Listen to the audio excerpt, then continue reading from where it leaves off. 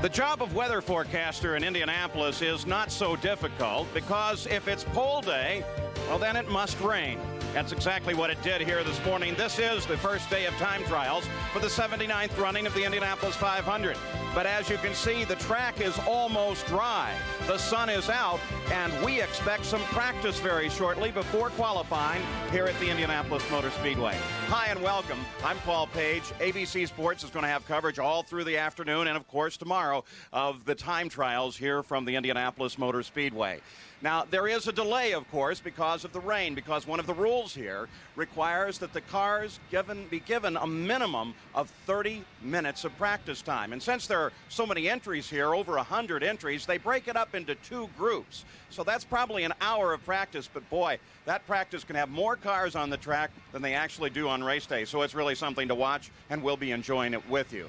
Now, the real key to this day, of course, is how the different rules get slid back and forth. It's a matter of interpretation, and all that interpretation belongs to one man, the chief steward of the race, Tom Binford. And right now, he's with Gary Gerald. And, Paul, this is the 22nd 500-mile race for Tom Binford, and so many times it seems like, as you indicated, on pole day, we end up in this conversation with a bit of a delay. But the good news, the sun is shining. The wind has really picked up now. The drying process is moving very, very quickly. Tom, tell us now about how this whole business of practice is structured. What's the procedure? Well, we'll stick as close to the original one as we can, but we're going to shorten it a little bit. The first half of the field that drew last night will be able to practice for 30 minutes. That's 30 minutes of green time. And they come off the second half. They'll have 30 minutes of green time. And then practice will be over. And there'll be 30 minutes for them to get in line, get fueled, get in line for qualifying. So it's about, ideally, it'd be an hour and a half. But I'm sure it's going to take more than that to get 30 minutes of green time. And now, in your best guess right now, barring any further precipitation, how long do you think we'll be able to get on the racetrack? Well, what are we dealing with? About how many hours we'll have for qualifying? No, I'm sorry. Before you can get cars out to practice, it's 11 o'clock now. Do you think we can be out there in an hour? Looking at, hopefully we can be out there by 12, but we can't guarantee that. Absolutely, we understand that. I know that you're a magician. You do a lot of wonderful things around this place, but that's the one element you can't control. He's got a lot of key decisions to make, and so will the teams, because with this wind coming up, with a green racetrack, all of that will come into play, and hopefully we'll see qualifying before we complete our show here today. Paul? Of course, when we're talking those times, we're talking local time here in Indianapolis, which is an hour off of the East Coast.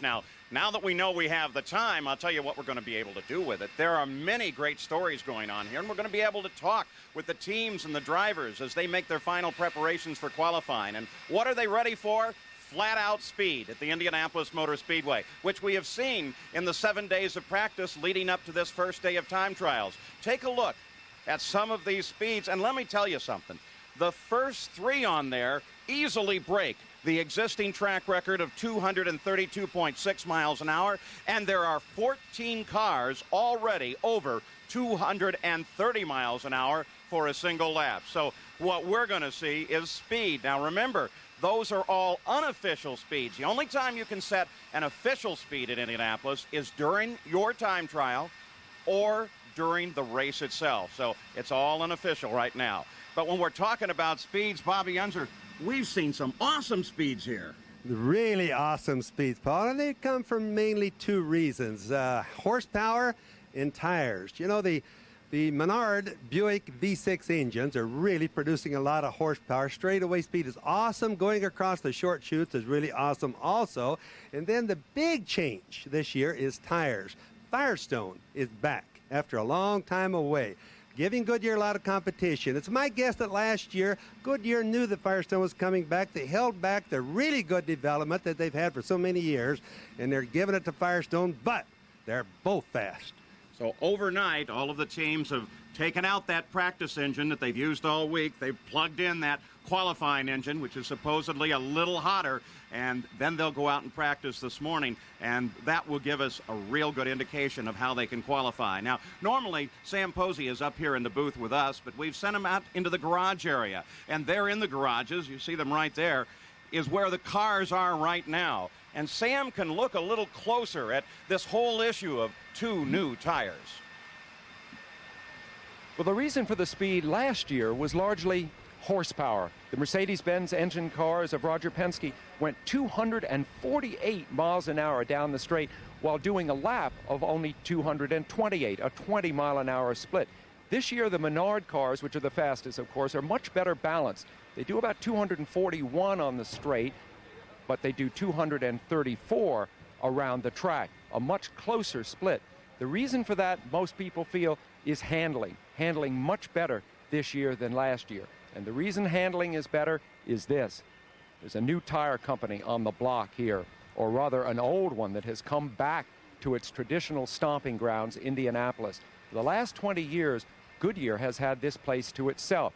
And because of that, naturally, tire development has somewhat stagnated and has been focused more on safety than performance. Now performance is back, and back big time. These 2 tires, brought here by Goodyear and Firestone, are the finest tires and the fastest this speedway has ever known. And believe me, it's only the beginning. The next couple of years are going to see an intense rivalry between these 2 great manufacturers, and I think we're going to see a tremendous increase of speed. Now, ordinarily, Jack Arute would be with us here, but he's with his daughter at her graduation instead. So we have now to go to Jerry Punch. Jerry? Thank you, Sam. As usual, the early days in the month of May are spent in the pursuit of speed, or as the crew members call it affectionately, the hunt for happiness. You don't have to look far to find smiles or speed here in the garage area. Just come to Team Menard, where both teammates Ari Lyondike and Scott Braden have been over 234 miles per hour in practice. Why the speed? Well, let me show you. This baby right here, 209 cubic inches of horsepower. Stock block V6, former Buick now, but that was years ago. It's been refined. It is now the Menard V6. Estimates are horsepower 890, maybe 900 horsepower. It certainly shows the muscle on the racetrack. It is this engine that'll be put in the car behind me that Ari Lyondike will roll out 5th today to attempt to qualify. Remember, this car right here yesterday, late in the day, ran a lap at almost 235 miles per hour. So we'll see awfully early in qualifying who has the muscle in the month of May. Gary? Certainly another very interesting story throughout this first week of practice leading to qualifying is the travails of Team Penske. You know of their great success here at Indianapolis over the years. The Penske teams have won 10 times in the 500. And, of course, they're the defending champions in Al Unser Jr. driving for Roger Penske. This year, they've had a hard time getting their car balanced so that they can get comfortably through the corners at full speed. For most of this week of practice, both Al Unser Jr. and Emerson Fittipaldi have been hung up in the mid-220 range. Now, yesterday, Little Al hit a top speed of 227.2, Fittipaldi a fraction under 225. But as you can tell, that puts them significantly off the pace set by so many who've been over that 230 mark. A couple of things to keep in mind. The Mercedes engine that's being used this year at the 500, not to be confused with the Mercedes power plant that won this race a year ago. And we're going to be talking more about that as this broadcast continues. We'll tell you about the differences and how the rules were changed and what happened, the impact it's had here with the Penske team. Very interesting story. Now, speaking of power plants, let's check in again with Jerry. Gary, one of the incredible comebacks in 1995 is the Honda engine. Grossly under horsepower a year ago, the car failed miserably attempting to qualify for the race, a little over 222 miles per hour. But what a difference here in 95. This Honda, totally redesigned on the inside, looks the same on the outside, over 232 miles per hour by Scott Goodyear, and over 231 by rookie Andre Ribeiro. This team, a threat to qualify today, but also a threat possibly for the front row. What a comeback for Honda. Paul? So those are some of the great stories that we have for you. And consider this, many of the drivers here have already turned laps that are well above their previous personal bests. We'll be right back.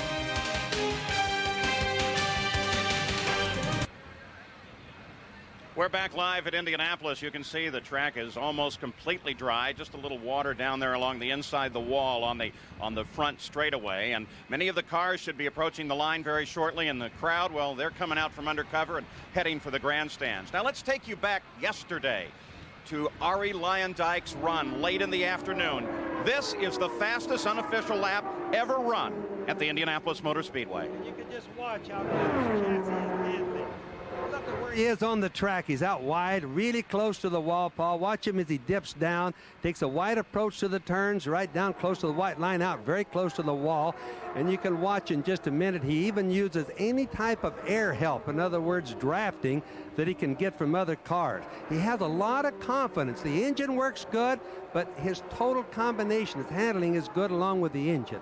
Yes, they've worked with this chassis specifically as modified and designed to carry this engine, and it's a very precise setup. For example, look at the hood there. You'll see the big bump on the hood covering the air box on the engine, and that ironically didn't hurt the speed on the car. So there it is, the fastest unofficial lap ever, and the man who did it, well, he's right now with Jerry Punch.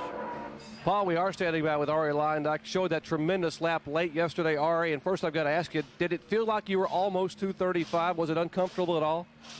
No, I was quite comfortable, but the car is right there where it should be, you know, not pushing too much and not loose. So we're right on the edge of being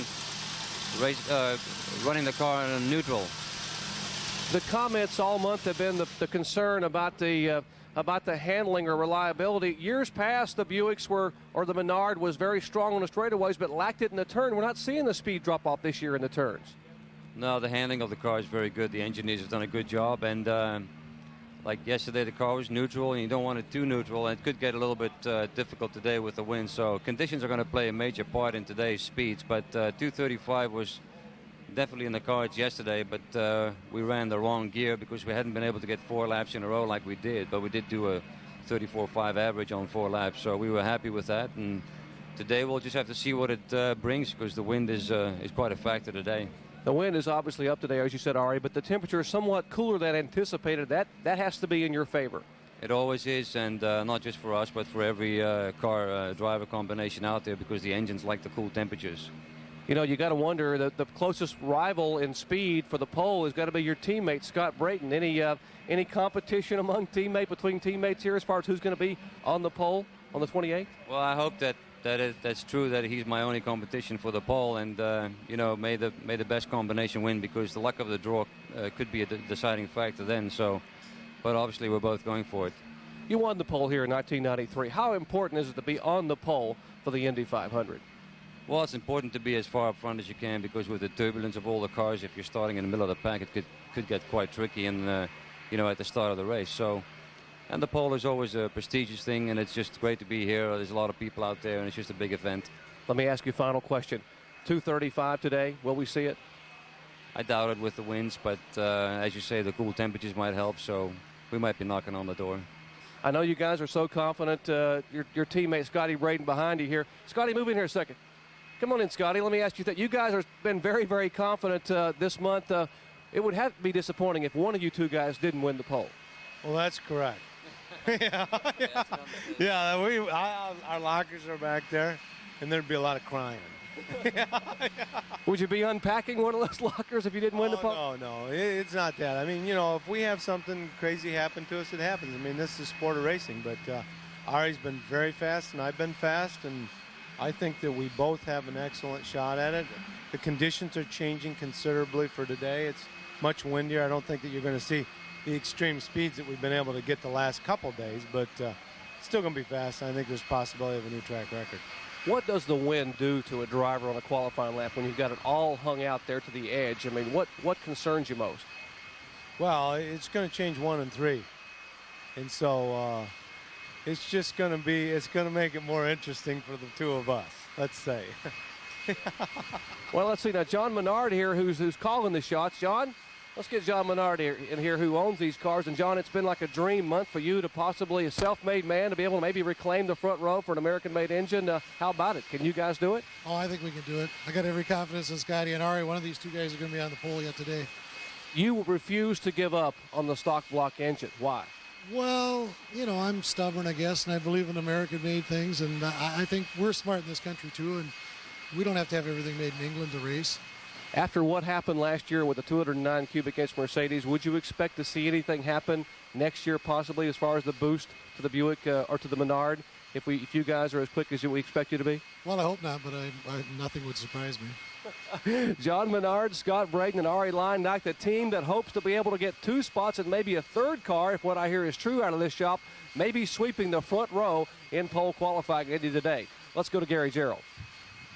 Well, we're back deep among the transporters in the Dick Simon, one of his transporters, and we've got all kinds of computer equipment back here. And right up until 20 seconds ago, we had a beautiful county-by-county radar image of the state of Indiana. But suddenly, this computer with a mind of its own is showing us radar from all over the United States and, for that matter, the world. We were going to show you exactly how optimistic we are about the precipitation, which is moving away from us. It is basically south of Indianapolis now by about 20-25 miles, and it's moving in a northeasterly direction. So it appears from what we were seeing, and I'm sorry that we just can't show it to you. You can get a glimpse. Here's Indiana very quickly. Here's Indianapolis right here. All of that was going in that direction. Here's the satellite, and you can see that it's moving away. So we think that we are going to have a great afternoon for racing. It's going to be windy. The conditions have changed, but at least we're going to be able to get on the racetrack, Paul. Hey, Gary, I think you have a future as a weatherman. Here is both the good news and the bad news. That's the windsock on top of the pylon on the main straightaway here at Indianapolis. It's straight out. That means the wind's blowing as hard as you can imagine, 25 miles an hour or more. And that means the track will dry quickly. But boy, it's sure going to push those race cars around once they get the track dry, and it may actually scrub off some of the speeds. Well, now let's take a look at the road that's gotten us up to today. This year, the racing season started at Miami on a new track right on Biscayne Boulevard. The new course saw some new faces at the front and some old problems. Michael Andretti took the Miami pole. Mauricio Guzman was second quick, followed by Raul Boisel and Gil de Ferran. At the green, Michael took the lead. Then his teammate Paul Tracy was first out of the season on his first lap. Michael touched with Eliseo Salazar, but continued on, only to find the damage was too severe and pulled in. Guzman took over for 7 laps and then headed to the pits under a yellow. But Jacques Villeneuve's team was quicker on the stop and gave the 23-year-old Canadian the lead and the win. He was followed by Guzman, Bobby Rahal, and fourth was Firestone driver Scott Pruitt, looking for just one thing. Consistency, durability, and as we saw, I mean, my car just ran just like a top all day long. We got a little bit, we got to work on our pit stops a little bit, but other than that, I think we did a great job. Surfers Paradise, Australia. Michael again had the pole and led the first 41 laps, but was reeled in by his teammate Paul Tracy, who finally took the lead. Now Michael began a holding action, trying to defend second from Bobby Rahal. Michael may have driven the finest race of his life, only to slam the barrier on the last lap. Tracy took the win, and for Paul, it was a strong answer to his detractors. There's always going to be critics. I try to drive my own race, and I think I played it smart today. The crew guys did a great job getting me in and out. We made positions there. Now it was time for an oval with a new face at the front. Brian Herta with his first pole and straightaway speeds over 200 miles an hour. 11 times the lead changed. Michael for 60 laps. Herta for 30. Paul Tracy for 26. Andre Ribeiro had a scary moment in turn 2. Emmo was now the leader, followed by Michael and Robbie Gordon. But with 6 miles to go, Fittipaldi needed more fuel. As he headed to the Penske pits, Gordon went around Michael Andretti to take the lead of the race. It became Robbie Gordon's first win. Michael never knew he was in the lead. You had so many emotions. They couldn't make the change on the left rear with that one stop. You didn't know about fuel. Then it ends up you come down and Emerson makes the splash and go and Robbie Gordon gets by you. How was that he? for the win? That was for the win. Oh, I didn't even know it. You didn't know it. I had no idea I was in the lead, no. You were there when Emerson had to come in to get topped off with fuel, and the crew, they didn't let you know about this? No, they didn't. At Long Beach, Michael Andretti again had the pole with a brilliant qualifying. Paul Tracy was second quick. But then Tracy was closing on de Ferran. And the contact took Tracy out. Al Unser Jr. was now the lead, but Bobby Rahal trying to take the lead coming out of the pits. Al Unser Jr. continued on in front. Rahal dropped out with gearbox problems. Now Michael Andretti was second, but brakes were the end of his day. And Al Unser Jr. took the win for Mercedes-Benz. His Penske was up to the ride that little Al gave it. It was quite a race. We were working really hard and trying to pass everybody, and we were a little bit hard on the equipment at the beginning of the race to try to get into the lead. And then it was just, Long Beach is tough on the brakes on any car, and so. Now it was to the oval at Nazareth. Robbie Gordon took his first oval pole. Jimmy Vasser outside. As Tracy was closing on Vasser, they touched. Paul Tracy was out, but Vasser continued on. Now some great racing between Michael and Jacques Villeneuve. Finally, Villeneuve taking the lead. As the leaders made their final pit stop, Eddie Cheever, driving for A.J. Foyt, took a gamble on a one-pit stop race and moved in front. Michael's right front tire was mounted wrong, and coming out of the pits, he took the wall. Cheever, light on fuel, pulled steadily away, and it became a battle between Emerson Fittipaldi and Jacques Villeneuve for second place. A.J. watched his driver pull away in the lead. And then suddenly and without warning, Cheever began to slow. Fittipaldi moved past into the lead, followed by Villeneuve. Cheever was out of fuel. Fittipaldi took the lead and the win. Eddie Cheever thought the cards were stacked against him. Well, I had 4 aces in my hand, and right at the last minute, that ace turned into a 2. My computer said I had 4.5 gallons on board, which was more than enough. I had ample room. I think something must have gone wrong inside of the tank, and I knew I was in trouble after the second lap on the restart. 5 races, 5 different winners, and the gang was off to Indy. Now consider this. Only twice in the last 2 decades has a driver won a race early in the season and then won at Indianapolis. There's downtown Indianapolis just 6 miles away. We'll return with more of the Indy 500 time trials after this message and a word from ABC Station.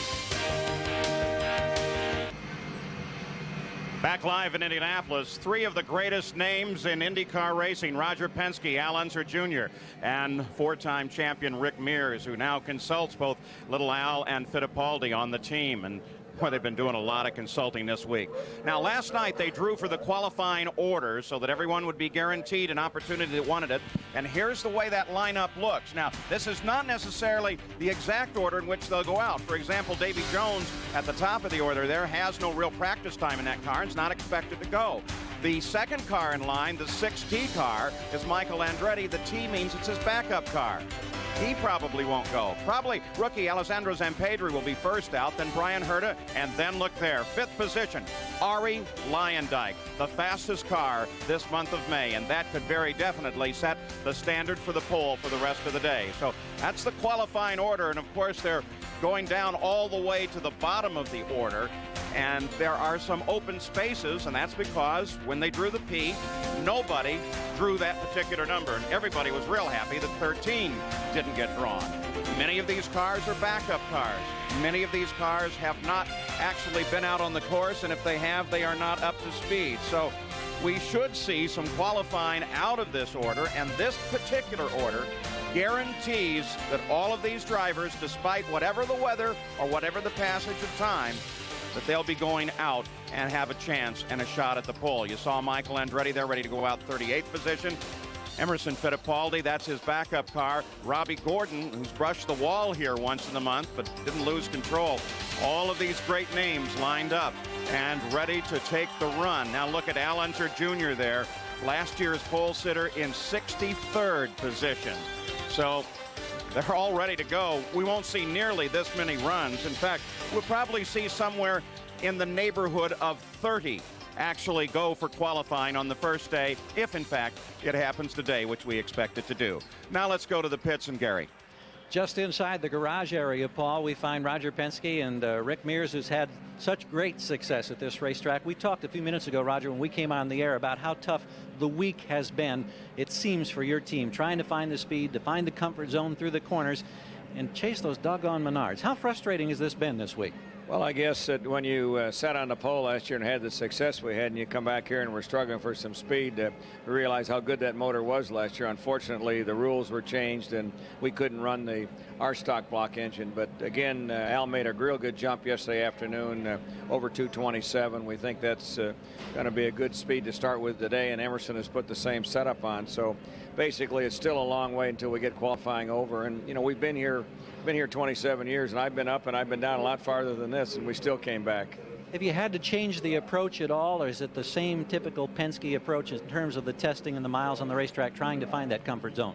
Well, I think you call it a comfort zone. We're looking for a particular speed for qualifying. I think we've run the car a lot, what you would call race simulation, so we've got a lot of information there. The issue is with just 2 cars, the amount of information we get versus people that have the Lolas or the other Renards, they get many, many miles of information. But I think our progress has been good. I think that, you know, it's frustrating to a certain extent, but, you know, this place can bite you pretty quick, so we got to be careful we don't get off our plan and we stay with the program. I think that Rick's been a real big help, and I think Al and Emerson, quite honestly, have been pretty cool at this point. So we'll see if we can turn it up this afternoon. Let's get a word here from Rick Mears. Rick, so many times you've had the grand success at this racetrack, and we've talked to you in the past about how tough it's been to step aside. Are you totally comfortable now in this role of being more or less a mentor or a coach? Oh, yeah, very much so. You know, I've really enjoyed the position I'm at now, and, you know, it was the right decision, and definitely, even at this point in time, I've still had no regrets, no second thoughts.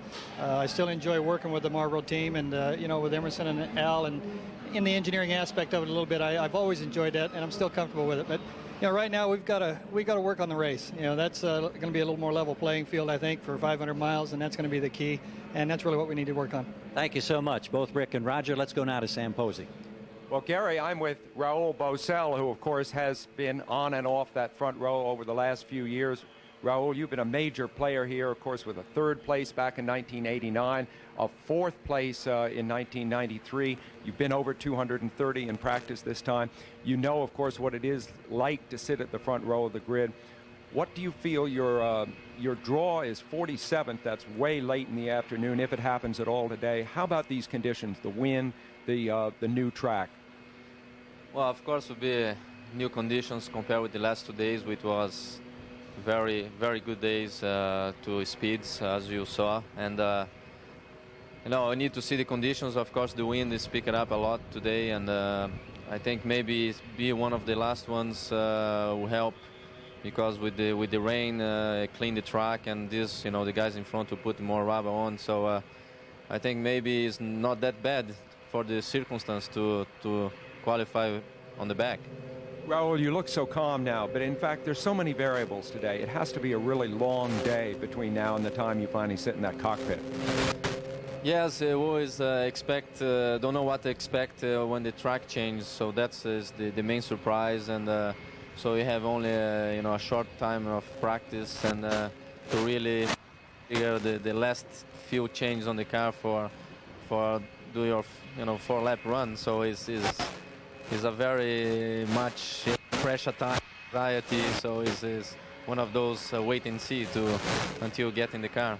Well, speaking of not knowing what to expect, last year Raul started from the middle of the front row with very high expectations, and something really quite amazing happened on that first lap. Now we're going to cue up the first laps of last year's race and watch as Raul watches with us, and we're going to get his comments afterwards. So let's have a look at last year, the Indy 500. Here we go. Now beginning to align in their familiar rows of three. They should go green as they come off the fourth and final turn. An empty track behind the pace car as it accelerates. Al Unser Jr. controls the field. A very slow pace at this point. In a few seconds, it will quicken. We hope for a fast start. We pray for a safe start here at Indianapolis.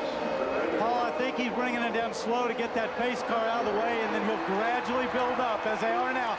The crowd is going crazy. They're picking up the pace.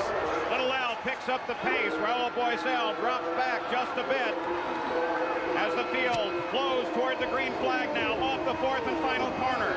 Dwayne Sweeney has the flag, and the green flag is out. Oh, look at that start. He gave him the green just as they passed underneath.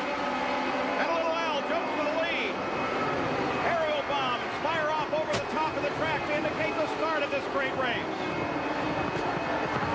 Bobby, I couldn't believe that start. They were totally out of line. I could not believe that he gave that as a green start. Danny USAC was considering stopping it. Then they decided maybe it was halfway decent. They decided two cars were up. Boesel didn't just keep up. But as they went through turn two, everybody was smooth and in good shape. Well, and Boesel's dropped back to about sixth spot. He really got pinched in at the start. I'm sure he's fired up. You heard Danny Sullivan say maybe they shouldn't have given the green. What was your feeling in the cockpit? That's exactly was my feeling. When I saw the pace cars way ahead, I thought never throw the green, and so I even back off and I lose all my momentum. So I not only was far away from the two paces, but I lost another 2-3 spots, and definitely was an awkward start. In my opinion, they didn't throw the green because it was so not in line, the 3 cars in front, that was even funny. You may not want to see this, but we have a replay of it. You may not want to see it again. This is from the blimp. We see you dropping back, of course, there in the center as you come out of, and here goes the start. We see you dropping back already into 4th. Tell me, what happens when your game plan and the ideas that you've gone over and over again in your mind in the days leading up to the race is suddenly so altered by what happens in the first few? Well, immediately we change your plans, you know, where you are in the race, and say, okay, now concentrate in the race. Don't let this bother, you know, because it's such a long race, and you know, just concentrate what the car do and try to make our place again. Yeah. Well, this will be your 9th Indianapolis, and I hope it goes a little smoother than some of your others have. Paul?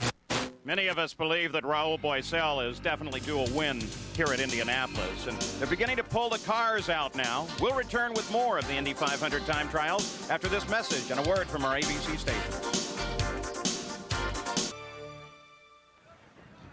Back live at Indianapolis, and maybe we spoke a little too soon. It started to sprinkle here once again. Maybe it's the fact they bring the cars out into the pit area that triggers that, but it's a very light sprinkle, and if it just stays this way, we're still going to get some practice and qualifying in today. But now let's go back once again to the garage area and Jerry Punch.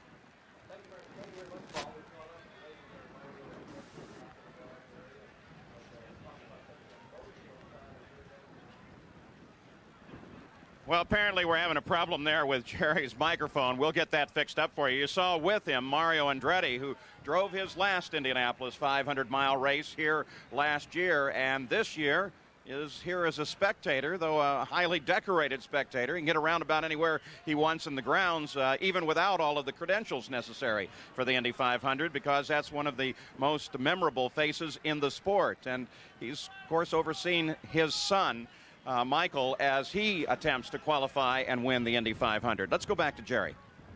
Thanks, Paul. We're with the legendary Mario Andretti. Mario, so much emotion a year ago here in the month of May for you, your last Indianapolis 500. So much anticipation and so much buildup. Now you reflect back a year later. Your thoughts?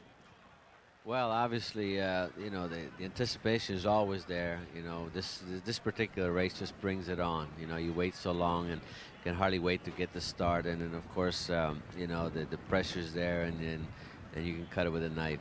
You know, but you know, this year now I'm obviously much more relaxed. You know, I don't have to be on time for anything.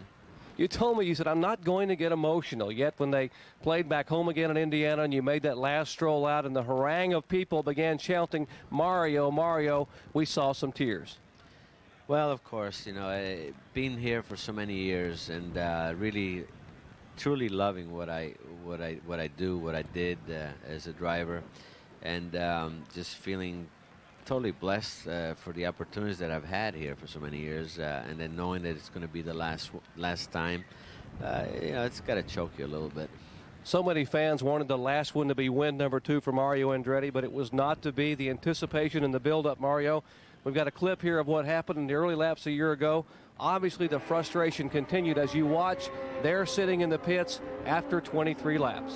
Yeah, I guess it was all over by then, and it was just a fuel check valve, which was something obviously totally unpredictable that just let me down. But the car was just was running so well, actually, because the way the start was, I was able to really take advantage of it and jump right into 4th, and you know, early on in the race we were just riding along, and obviously the Penske's had their own way, but we thought we were, you know, doing pretty much what we were expected to do, and I thought it was going to be a nice long day and possibly productive. But you know, it's like many other times. Here we were early on in the pits, and yeah, it was very disappointing, no question about it. That's where the tear really came out. We said in your living room at the end of last year in Nazareth, Pennsylvania, you said, I think I'm going to take a vacation. I've never had one. Now, what else have you done? What's Mario doing now? I'm still looking for a time to take that vacation. I've been really quite busy as I want to be, and I've a lot of work with Texaco, and that's going to last for a long time, and cultivating other aspects that I haven't had a chance to do before, you know, my wine and my book and all that sort of thing. You said that day in the living room, I'll know if I'm going to miss it after I've been away for a while. No, it's been a year. Do you miss it? Still miss it. I'm very healthy. I feel younger than I actually am. So I don't have any arthritis yet or any of those things. So I guess that because of that, I feel healthy, and I know I'm going to miss it for quite some time yet. But I'm sort of settling in and following with a lot of interest, obviously, Michael and Jeff, and I think that's going to keep me busy. Now, what about some other types of cars? You mentioned possibly the 24 Hours of Daytona and some other entries. Will you take a shot at getting in some of those rides just intermittently?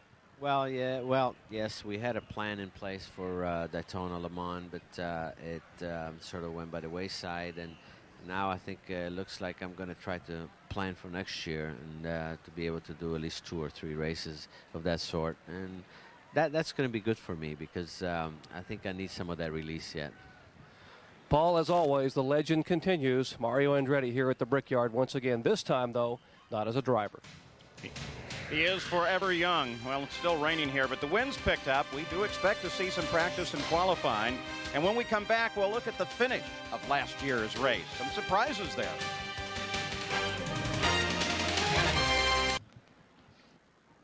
Back at Indianapolis, there you see it, the great 2.5-mile oval, though it's really a rectangle down below, and the rain coming from up in the sky. But still, the winds are keeping everything fairly dry here, and I think we're going to have some practice, if not qualifying, very, very shortly here. Now, coming up next, we'll head to Texas for one of the oldest stops on the tour. It's the GTE Byron Nelson Classic. And then American Cheney Humphrey and the country's best take on Belarus and China at the Visa Gymnastics Challenge, plus the Pimlico Special. And updates from Indy on the Valvoline Indianapolis 500 Time Trials Report. That's all later today right here on ABC Sports. Well, let's continue our conversation about last year's run of the Indy 500. It looked like Fittipaldi had it all locked up going to the finish, but didn't turn out that way. 2 of those key participants are now with Gary Gerould. Well, Paul, it's indeed a great pleasure to be able to sit among so much talent. 2-time winners of the Indy 500, Emerson Fittipaldi, my left, Al Unser Jr., of course, on my right. And my last year, in the month of May, it seemed like everywhere you turned, everything you heard, Team Penske, the Mercedes power plant. And it just continued all season long. This year, it hasn't been quite that successful. Before we go back into reliving the end of last year's race, Al, how much of a struggle has it been during this first week, trying to inch your way up to respectable speed? Well, it's been definitely a challenge for us, and it has been a bit of a struggle, but, you know, we found quite a bit of speed yesterday, and we got up to reasonable speeds versus everybody else, and so, you know, the Marlboro car is definitely getting there. It's getting around the corner a lot better than at the beginning of the week, and so we're pretty happy. You've got your fire suit on, your driving suit. You thought you were ready to get out here in the next few minutes and get in the race car. Now another setback. And again, more annoyance and something, I guess, that you get used to in all your years now at Indianapolis, because inevitably, sometime it's going to rain. You bet. Well, when I was a rookie here in '83, you know, the first weekend got rained out, and so we got used to it, you know, right away. So. Let's turn over to Emerson for just a moment. Emo, we've talked about trying to find a comfort zone. I understand it's trying to get the balance of the race car, particularly in the corner. Has that been the key trouble for you and your teammate this week? Well, I think that's, like Junior said, that's correct. We're trying to pick up speed, and Junior had a good lap yesterday. Last night, that I'm putting my car basically his setup, and I hope that with his setup we can come back again to a competitive speed and competitive pace, and be able to have a reasonable qualifying. We'll be like a few days behind, but hope that will bring us the speed back again. We made the point earlier that there's a considerable difference between the Mercedes that powered your teammate to victory and powered you so close to a win last year than the Mercedes you have this year. What's the difference from the driver's standpoint? What's the different feel for you this year opposed to 1 year ago? Well, the whole package, the engine package is a completely different engine, but the new Mercedes-Benz engine that we're running now, it should be strong. Yesterday, Ray Howe and Raul, they are up to close to 230s. I mean, that's the speed we are looking for, 230, 231. And I think the new engine will provide that speed, but it's a different rule, I mean, different type of engine. But we'll be up there. Well, let's go back to May of 1994 and relive the final laps of the Indy 500. And for one of these men, oh, such bitter disappointment. For the other one, jubilation. And they're reliving it already. Paul Page will take us back to the final laps a year ago.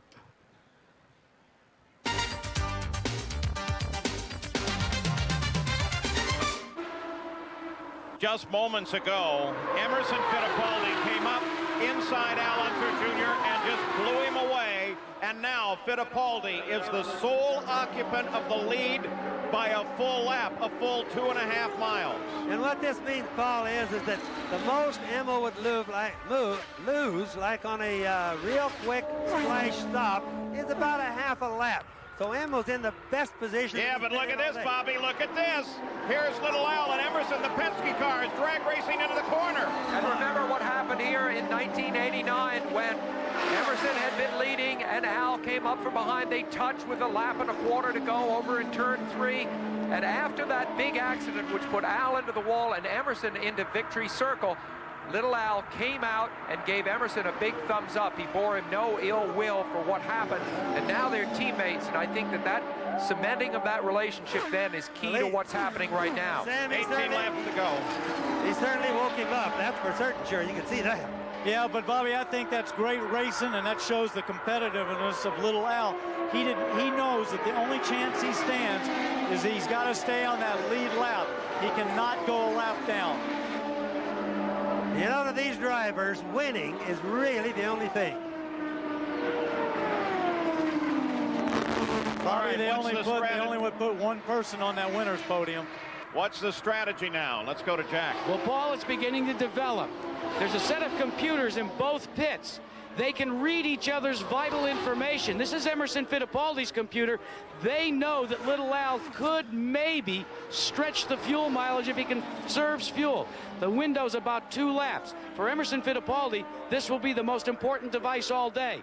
This is the stick that they'll tap the fuel man with as they take their time stop about lap 194.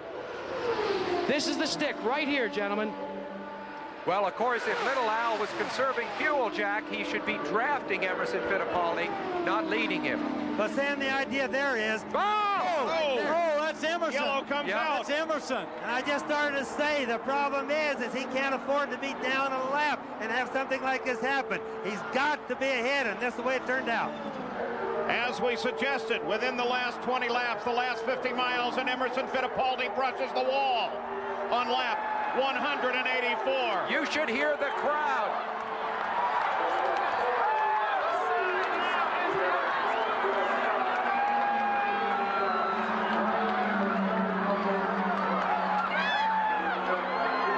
Down here in turn 2, everybody is standing up, literally every person.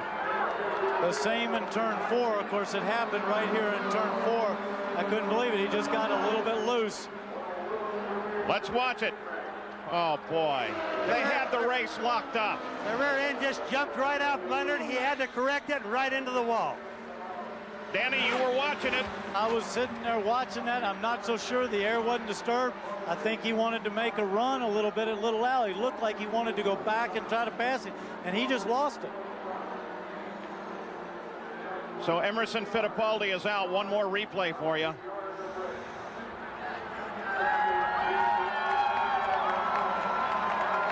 You know, I have to say that there's a real good chance that he had a sudden puncture in the right rear. You watch that car. It didn't let loose gradually. It let loose just really quick.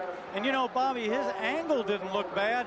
It didn't look like he got down on the apron or anything. It just looked like Danny, all of a sudden went wrong. I think he really had a puncture in the tire, something that happened really quick because you could watch him feeding that front end to it. So he obviously felt something very sudden. The 6th yellow of the day for the leader of the race. In that instant, Emerson Fittipaldi's $1 million and 3rd Indy win go out the window.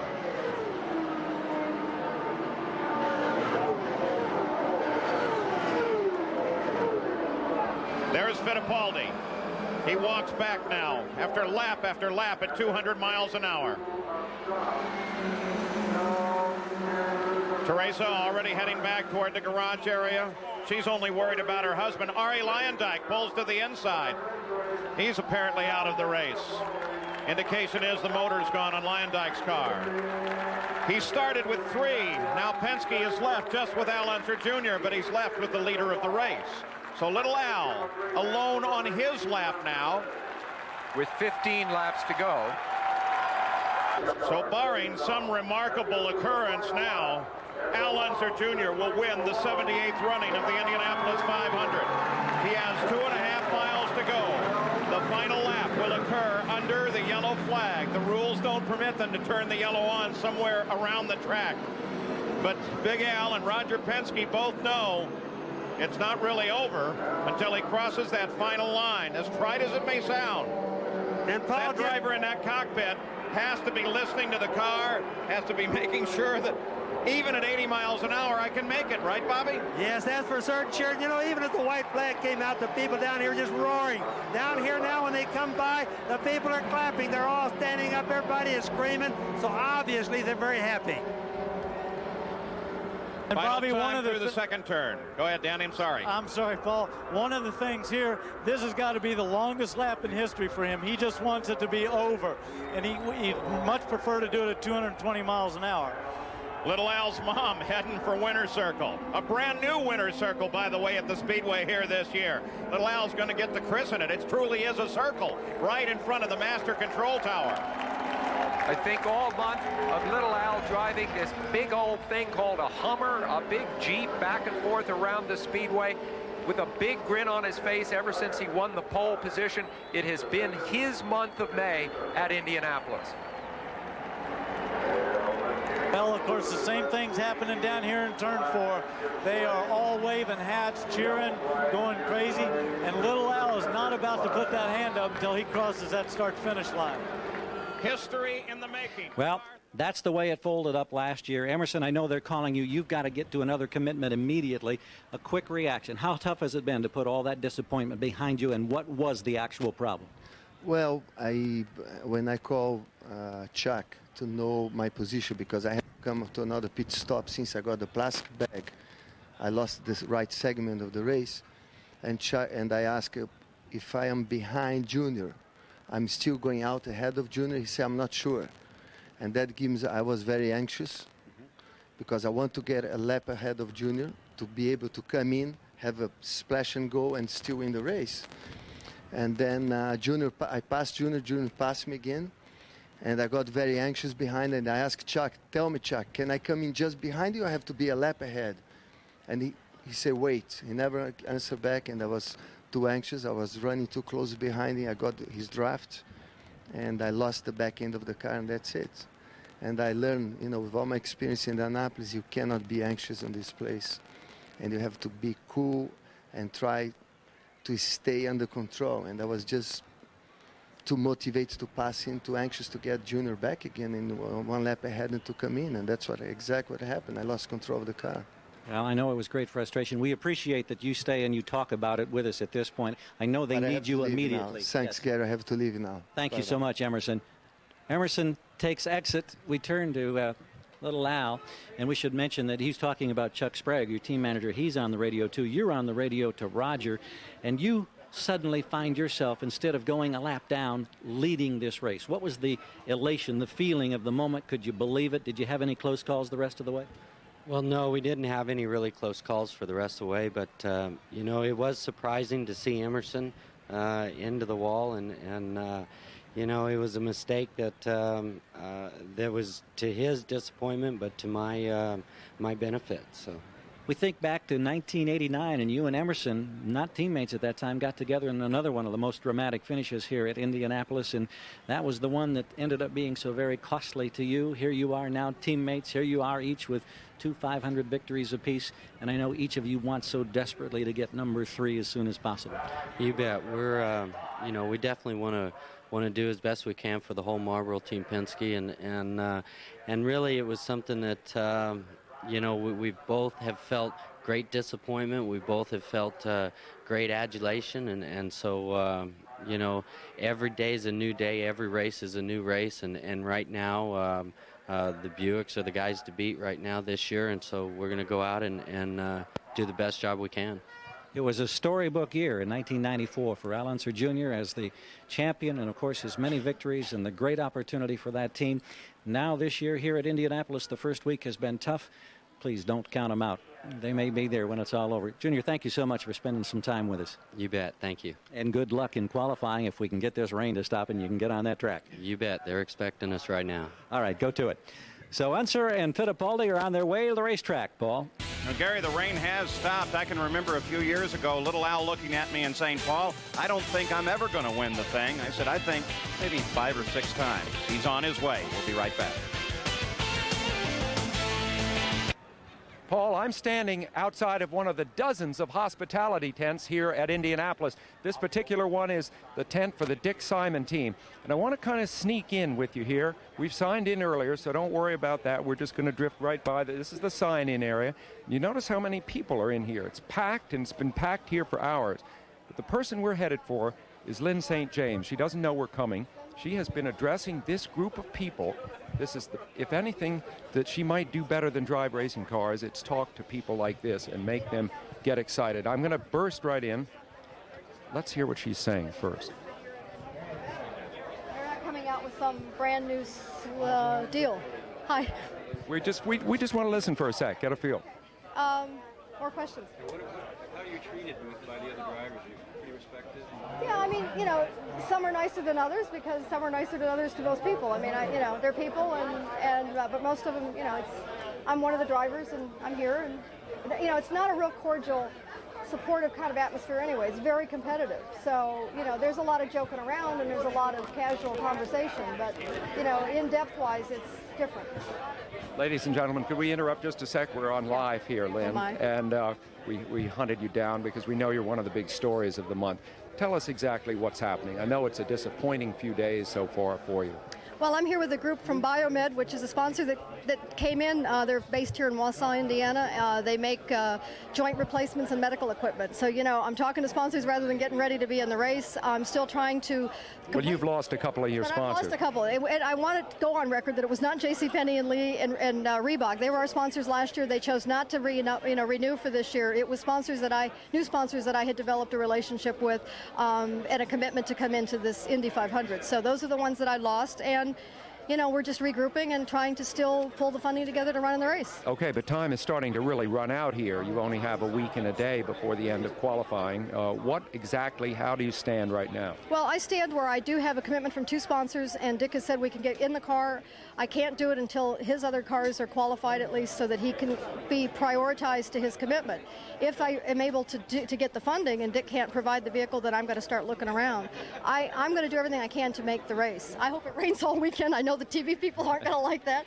Can you make the switch from someone who's doing this, which is a very busy business that you're up to right now, actively trying to promote money, probably on the phone day and night, and then pull on the other hat and drive the race car? It's been a hellacious week doing that, and I thought I would normally say it's not a problem, but I have to tell you, by the end of yesterday, I was whipped and focused on the wrong stuff, you know. And so I read the charts, I do a lot of visualization, and the best thing was that I got in the car last weekend and I went 221 after about 20 laps and felt really good. 221 ain't going to make the field, but... Not now. No, I know, but I also know we were just getting started and how comfortable I felt. So with a week's time, I have to say my qualifying attempt is going to have to be next weekend, and I hope to not spend next week trying to chase money and spend back being a race car driver, and then I'll be okay. Well, Lynn, you have legions of fans all over the country, and it isn't just women who support you. You've got a lot of men fans as well.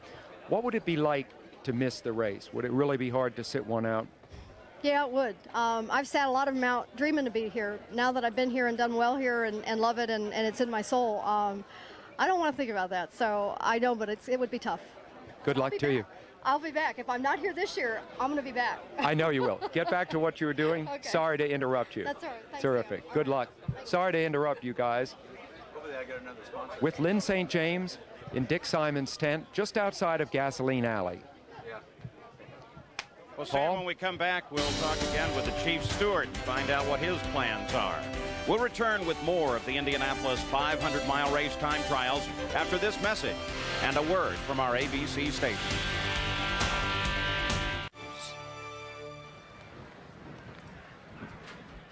Back in Indianapolis, a view of the giant sweep of grandstands here. Light rain falling on the main straightaway, but not enough to slow us down that much. And they're working with some weepers on the track. That's where the water kind of oozes out of the track surface, and they actually vacuum it out so they can get the track totally dry. And the crews here are absolute experts at working with that. Now tonight, on the ABC Saturday night movie, Tom Selleck, Ted Danson, and Steve Guttenberg star in Three Men and a Little Lady. Then the commish is back on Saturday with a brand new episode that takes him to New York City. It's all tonight, starting at 8, 7 Central, right here on ABC. Well, let's get a little update now. What's the Chief Steward thinking, Gary Gerald? We're about to find out. I guess this is becoming an hourly update. You were so close to getting this racetrack open. We were indeed. If you'd asked me before this little shower came, I would say we had about 20 minutes. But now I'll say we have about maybe 45 minutes if this stops and there's no more rain. So in the meantime, you keep the equipment out on the track and hope the wind keeps blowing and the showers go away. Yes, they're working on what we call weepers as well as the track itself. Nobody knows whether they're going to go away or not, but we'll be ready if it doesn't rain anymore. We'll be ready probably in 30 to 45 minutes. Okay, thanks again, Tom. He's optimistic. He didn't even have his coat on. He's out here in shirt sleeves, Paul. Started as a Chief Steward in 1974. This is his last year as Chief Steward. And look at the problems he has to deal with. Maybe the race will go nice and smooth for Tom. Let's go back down trackside. Jerry Punch. Well, Paul, we're back in the garage area with a couple of Indycar drivers. To my left, Dominic Dobson, who's still a driver, but a car owner now with Pac West Racing. And the guy to my right needs no introduction, the 85 winner, Danny Sullivan. Danny, let me talk with you in just a moment here, but let me ask Dominic about last year, because last year you were with us as a commentator at ABC. And Dominic, you were driving the Indy 500, and it came up on a short afternoon. You had a great qualifying run, but then lap 29, it all went away. Well, it sure did, and it was a very short afternoon. It was prior to the first pit stop even, where Mike Groff and I got together in turn one, and it ended the race for both of us. So it was too bad, because we had a good race car and a strong race, and it was a first event for a two-car, first Indy 500 for a two-car Pac West team. But those things happen. Now this year you're back as a car owner. Now what about the plans for possibly getting back in the driver's seat here, maybe next week in qualifying? Well, that's unlikely. We really don't have a plan. We talked about it, and when we really took a hard look at what it was going to take equipment-wise and personnel-wise, our commitment is to Danny and Maurizio this year. We want to get them in the show here first weekend, and that's our primary focus now. Well, that was Dominic Dobson's 7th Indy 500 a year ago. Now, he was in the race car, but where was Danny Sullivan? Well, let's show you where he was. He was a commentator up in that tower there out of turn 4 coming down the short chute. And, Danny, last year you held a microphone and did a marvelous job. Well, thanks very much, but I still feel a little bit more comfortable driving the car than I did up there in that booth. A little anxiety, you talking to a few million folks? Well, it's a little tough, and Paul and Sam and Bobby, yourself, everybody, there were so many people there, just to kind of get a word in edgeways was awful difficult. But it was fun, and it was great to see it from that perspective, and I'm glad I got to participate in it maybe sometime in the future. Particularly with Sam and Paul and Bobby around, it's hard to get much in. Just don't worry about ordering dinner when you go out with them. Let me ask you this year, how tough is it to come back after a year's absence to the Brickyard? Well, I think it's difficult for me because in 93 to 94 they changed the rules of the cars. Everybody drove the car last year with a different regulation, so I had to learn a little bit. And even though I've got the experience, I'm learning more from Maurizio than he is from me, because he drove those cars and set them up. And it's been very good, but a little bit tough. The field, as we've seen not only here but in the first 5 races, is about as close and as competitive as we've ever had in IndyCar racing, and it shows in the times here. Well, a little bit of adversity getting the car up to speed, but if anyone, folks, can deal with adversity, it is the gentleman to my right. Remember 1985? Incredible finish. It's still marvel to watch the spin to win as Jim McKay makes the call, Danny. Let's watch.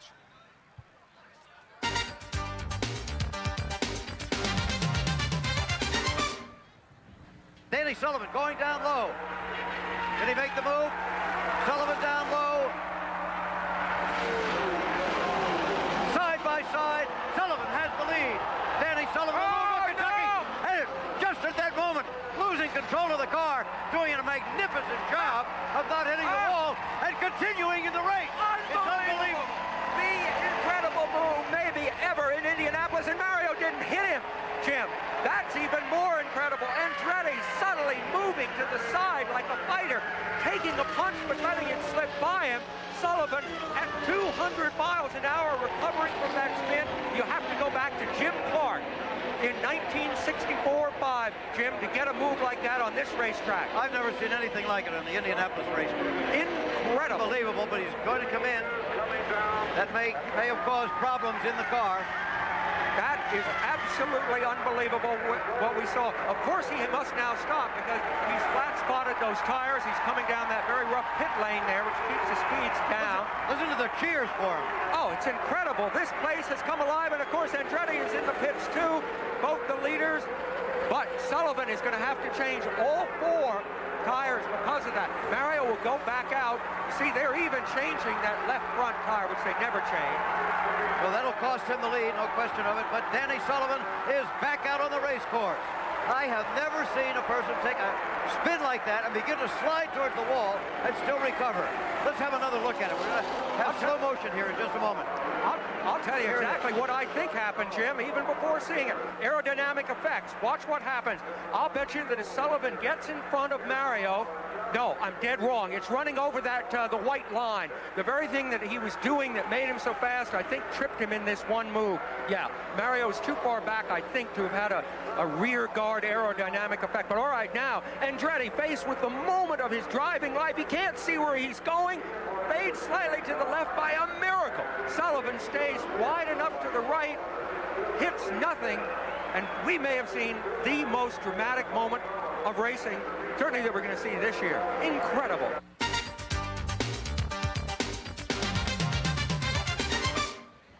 Danny, a lot of drama, and you still got a smile watching that. Now, what actually happened? We saw the car began to shift to the right just slightly as you entered the turn. Well, I just got it to step just a hair, probably from the paint and coming back on the track, just whatever. And I tried to correct it, and it started to point nose first, and then I just turned it back and lost control of it. And just spun around, and then everything kind of cleared, the smoke cleared, and I realized I was facing the right way and took my foot off the brakes and just let it roll again. But it was one, I'd love to say Johnny Rutherford's over here, and I was just so that was all skill, right? And there was a lot of luck there. I just, but you know, the funny part is I was angry during all of it. I wasn't scared of hitting the wall or anything like that. I was just, I finally get in the lead of the Indianapolis 500, and then I blew it. And I'd only been in it for, 10 feet. Now, what we didn't show, folks, is that some 80 laps later, this guy took that car that looped around at 200 miles per hour and rolled it in and took that drink of milk as the winner of the Indy 500. Now, how about 1995? Coming back from a year off, the speeds are coming back in the Pac West, Reynard, Cosworth. Do you have a good shot at possibly getting win number 2? Well, I tell you, since I got here, I've tried to concentrate on more race setup than qualifying because I knew we wouldn't have the speed of the Buicks or some of the big Cosworths, and I just thought, although my teammate has showed that, but I just think my car yesterday, I did my 228 right at 350 in the afternoon. It was hot. It was humid. I didn't have a tow. I didn't have anything. My boost was actually down, not because I didn't want to have more. I just couldn't get it up. And I had a real good race car. I was passing people low and so forth, and that's what we're really concentrating on, is trying to get it good for Memorial Day. Danny, we're unbiased, of course, but Sam Posey and Bobby Unser want to see you get a good qualifying spot so they have a little more airtime on Sunday for our telecast of the Indy 500. Danny Sullivan, 1985 winner here, visiting with him, and co-owner Dominic Dobson, who owns the Pac West Racing Team. Back to you, Paul. And Jerry Punch, who may have just given up his television career as an interviewer. There's Scott Pruitt. He's the lead driver for the Firestone contingent. He's ready to go out.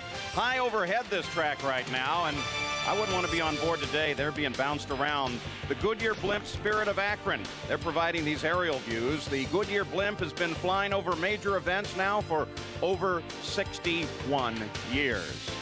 So when we come back, we'll be talking with Scott Pruitt, keeping track of a potential practice. This is the Indianapolis Motor Speedway Hall of Fame Museum in the center of the track, and right next door, the Indy Fan Fest is underway. And many of the fans, when the rain started, headed over there. You can get your picture taken with the Borg Warner Trophy and your winning team, and your photograph taken in an Indycar, mess around with potential pit stops. You can have a great time over at the Fan Fest, not far away from Turn 2 here at the Indianapolis Motor Speedway. It's one of the great additions to the race this year if you're coming out during the week. come over and give it a try. Now, let's go back to the garage area and Sam Posen. Paul, I'm with Scott Pruitt down here in the garage, and I don't think over there at the Fan Fest they have any roller coaster rides. That's reserved for the drivers here. The emotions go up, they come down. What's it been like the last couple of hours, Scott? Well, actually, race car. And so when you start fighting weather conditions like this, you kind of get ready to go out on the grid and you slow down. But, you know, I think we've got a good car. The Firestone tires have been working real well all month long, and the Patrick guys have been doing a fabulous job. So we're just hope this will blow through and we can get with the program. At the moment, you're only the 30th fastest. You're not among the really fast cars. Does that trouble you? I mean, is it going to be a white knuckle kind of ride to get this thing in the show? Well, I don't know about 30th quick. We were 16th quick yesterday, so and we were just a titch under 2:30. So, no, it doesn't. I mean, I made a mistake. Yeah, I was going to say 30th quick. No, no, not at all. We're just looking to see how far up. We've been real smart about what we've been doing. We've been going out and trying to run in clean air. I mean, it's really easy to generate a fast lap by getting a tow out there. So I think we have a real good chance to be right up in the top 3 or 4 rows. What's it been like to spearhead the Firestone return to IndyCar racing? Well, it's been fabulous. You know, Firestone had made the commitment and the announcement in '93. We did a lot of testing throughout 1994, about 10,000 miles. And then now into 1995, here we are leading the championship. And, I just can't say enough about the team.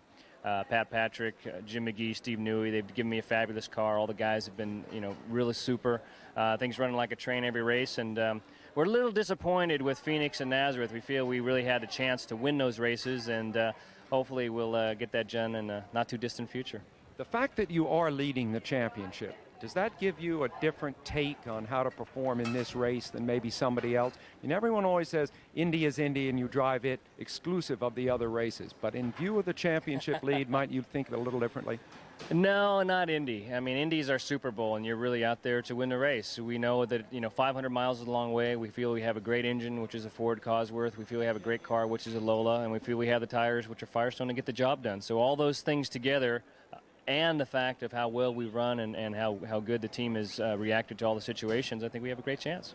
Scott, you sustained terrible injuries in the spring of 1990. At that point, did you ever think you'd be back here standing at Indianapolis fit, ready to go, and a real factor in racing? Well, I thought we'd be back. At that point in time, it was hard to imagine we'd be back, and especially in this situation. I mean, coming into Indy, leading the championship, and being with a fabulous group of guys. But it just tells you that you got to keep your mind focused. You got to always believe in yourself and always go after your dreams and whatever those might be. And I kept, even though it got trying at times, I kept at it and came back. Well put. Paul, back to you. Scott Pruitt, one of the genuinely nice men here. His mom sends everybody homemade cookies at Christmas time. We'll be back in just a moment to talk about some pit stops.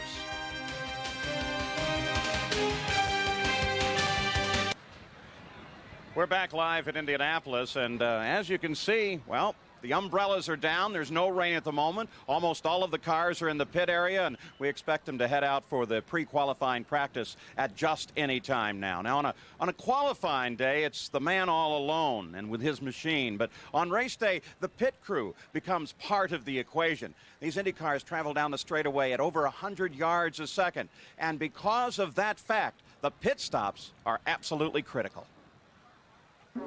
The 500 pit stop is a coordinated mosaic of microseconds. It is the crew's moment in the sun when they can win or lose a race. Performances like this are the result of hours of drill. Under the theory that if they can do it, we can do it better. With the help of driver Robbie Gordon, the ABC pit crew set out to display their pit stop prowess. Come on, Sam!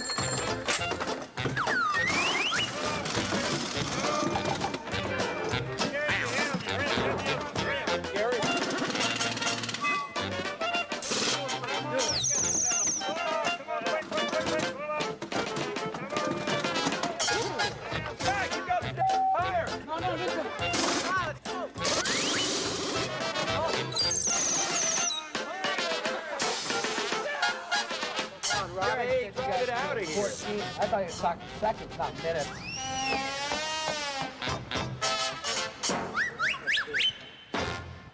Yeah, he stands here and he laughs at us, and who can blame him, of course. He was gracious enough to bring his car out after the track had closed and let us make fools of ourselves. Robbie Gordon, We were bad, weren't we? Well, the thing that scared me the most about it, that was my race car. And that was the one I had to race with. So, you know, we were a little nervous about it. When I faked turning those front wings up there a little bit, I saw you rise up out of the cockpit. He didn't really touch those, did he? Yeah, I had to ask you after if you touch those, because it really makes a big difference here at Indy. If you turn the wing about a turn, the car will go from really loose or really pushy. So you got to be careful. Well, what you don't know is that I did turn it. You went out the next day and ran over 230 miles an hour, so you thank me. Oh, thanks.